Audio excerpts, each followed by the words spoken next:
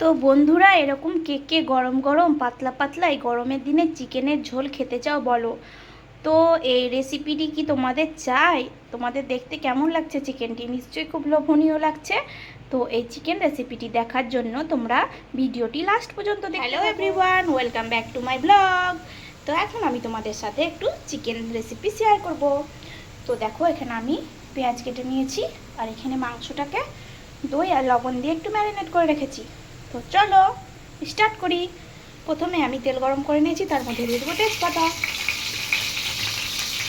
তেজপাতাটা একটু নেড়ে ছেড়ে তার উপরে দিব পেঁয়াজ।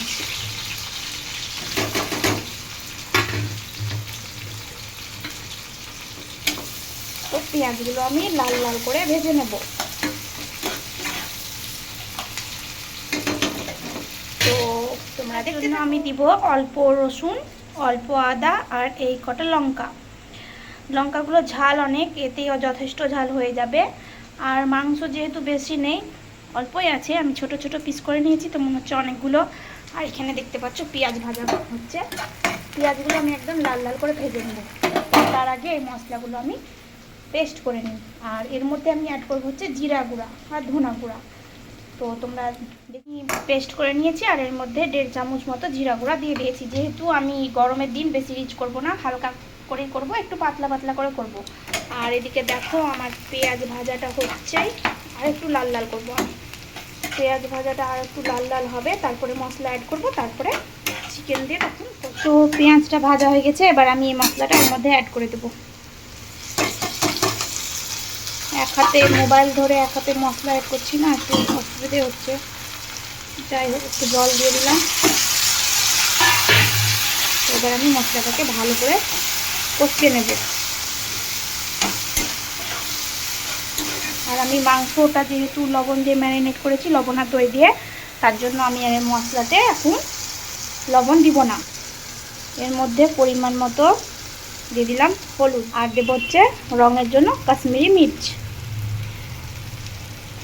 তো এবার আমি মশলাটা ভালো করে তেল ছুটা পর্যন্ত কষিয়ে নেব, তারপর এর মধ্যে চিকেন অ্যাড করব।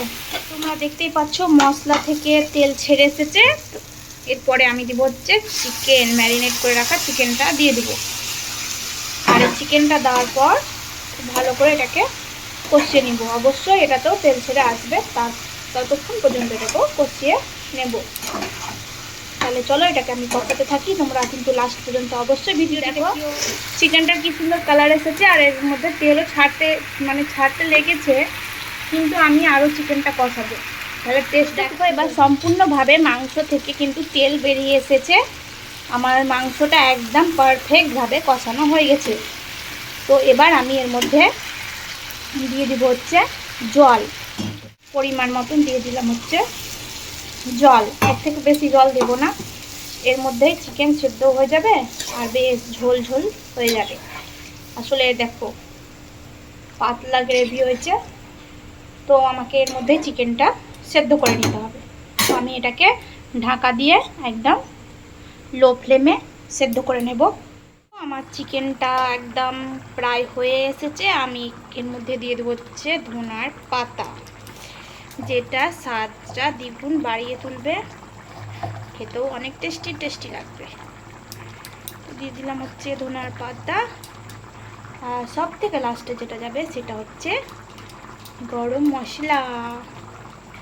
আমি না সব জিনিস গরম মশলা দিয়ে একটু ফুটাই, আর সবাই বলে কি গরম মশলা দিয়ে ফুটালে নাকি গন্ধ থাকে না। আমার কাঁচা গরম মশলা একদম পছন্দ লাগে না, আমি একটু ফুটিয়ে নিই, তো অনেক টেস্টি হয়।